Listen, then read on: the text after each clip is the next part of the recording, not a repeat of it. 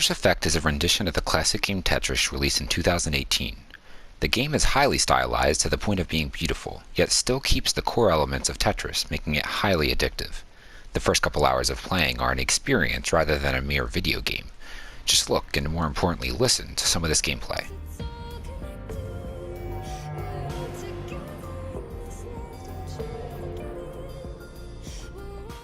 The music is beautiful. The game is so good, so addictive, that I have clocked at least 50 hours in it during this quarantine alone. I'm a little ashamed to admit that, but it brings us to the main point of this video. While lying in bed at night trying to fall asleep to no avail, I found myself playing Tetris behind my closed eyelids. Tetraminos, the geometrical pieces in the game, falling into place exactly where I wanted them, an endless game of Tetris taking place all in my head. Yet the strangeness doesn't stop there. Once I finally managed to fall asleep, my dreams were filled with Tetraminos. Even my unconscious sleeping self was playing Tetris, once again, all in my head.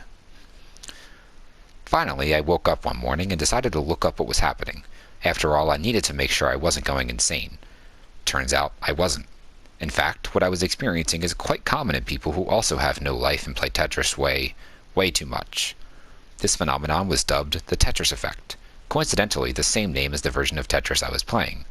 However, after further research, I discovered that the Tetris Effect doesn't only apply to Tetris, but a variety of different things. In a 2000 study conducted by Robert Stickgold of Harvard University Medical School, it was found that among 26 subjects trained to play Tetris, 17 of them reported dreaming about the game.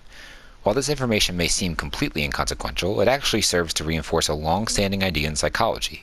Sleeping helps cement recently learned information. Out of the 26 subjects, 12 have never played Tetris, 10 were experts that logged between 50 to 500 hours in the game, and 5 were amnesiacs whose short-term memory was damaged. Each subject played 8 hours of Tetris in a matter of 3 days. The 9 novices and 5 experts who reported dreaming about the game improved in these 3 days.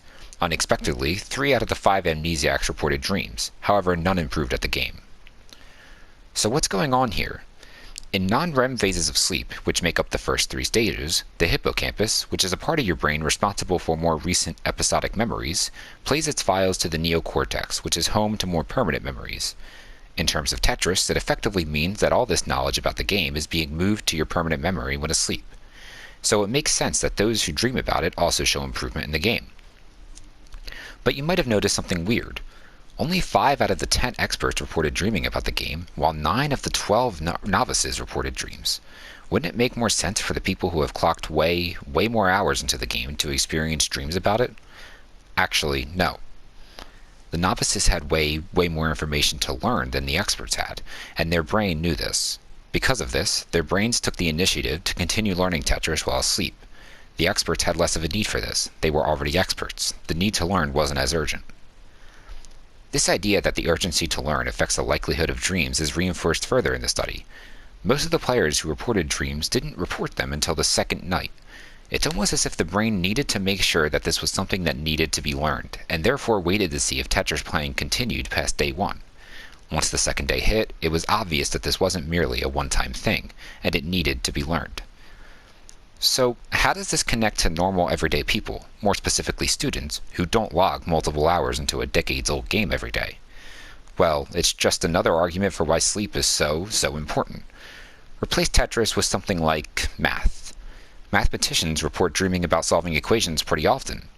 Now that we know what these dreams signify, this makes sense. Apply the same thought process to studying for a big test. Instead of waiting till midnight to begin studying and staying up till 4 in the morning to finish, perhaps consider studying a little bit earlier and getting copious amounts of sleep. This will give you the needed energy to take the test as well as cement the information you studied in your head. In fact, I'd go as far to say that sleeping is actually more important than studying. Spending 1 to 2 hours of studying and then 9 hours sleeping will always be more beneficial than spending 4 to 5 hours studying and 3 sleeping. Not only will this trick help you improve academically, however, now you know a pretty solid way to get better at Tetris also. Thank you for coming to my TED Talk.